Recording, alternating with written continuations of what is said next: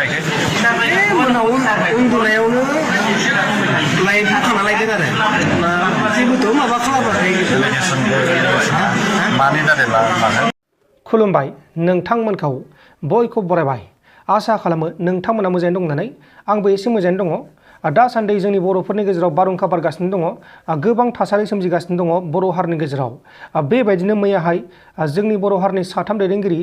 दावराव देख्रेब Narzary ex MLA Hitesh Basumatary आरो लोगोसे थिकादार गौथुमनि नेहाथारि बा दैदेनगिरि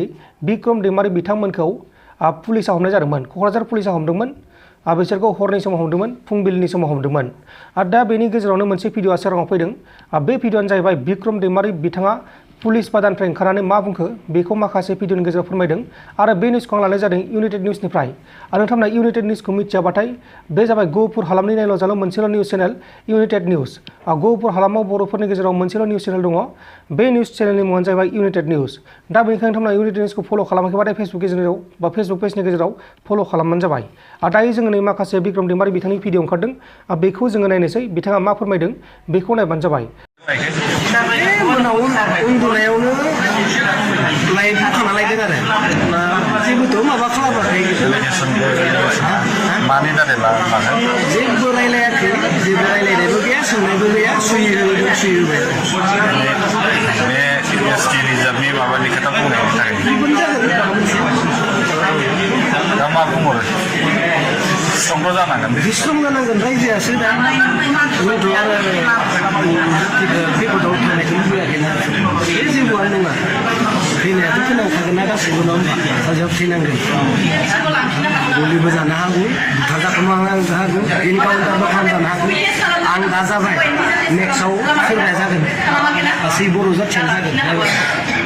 जि नुदों आरो दा जोंहा खुनु जों सासे कन्ट्रेक्टर আমি এজন কন্ট্রাক্টর 15 বছর কোনো কন্ট্রাক্ট করে আসছি বিটিসি হওয়া না সেই কমলে মিলে আছে এই হমলে পুরো আমি কন্ট্রাক্ট अब्ला लोगोफोर नोंथांमोना भिडिअखौ नुखांबाय जानांगौ बिथाङा बुंनाय बायदिब्ला आगोआ जेब्ला उन्दुगासिनो दंमोन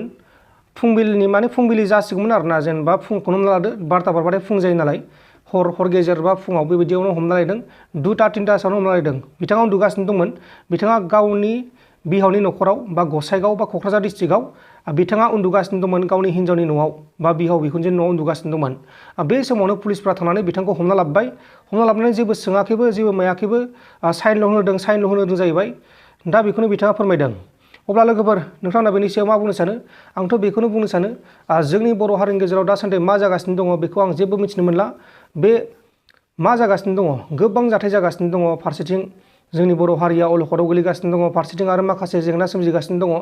गोबां गोजोन गैयै थासारि सोमजिगासिनो दं होननानै आं सानो आरो जायफोरा आंनि बे चेनेलखौ साबस्क्राइब खालामाखै साबस्क्राइब खालामबानो जाबाय बे चेनेलाव आं गोबां बायदि रोखोमनि भिडिअ लाबोगोन बेहाय खालि निउसल' नङा बेहाय गोबां भिडिअ मोनगोन जेरै गोबां टपिकनि सायाव मोनगोन आर्निंनि रिलेटेड मोनगोन आं इउटुबाव बेसे फैसा खामायो बेखौ मोनगोन आरो लोगोसे ब्लगिं भिडिअबो मोनगोन गोबां बायदि भिडिअखौ मोनगोन होननानै आङो नोंथांमोननिसिम फोरमायबाय अब्ला लोगोफोर नोंथांमोना बे चेनेलखौ साबस्क्राइब खालामदो गोजोन्थों एसेनोसै जय बर' हारिनि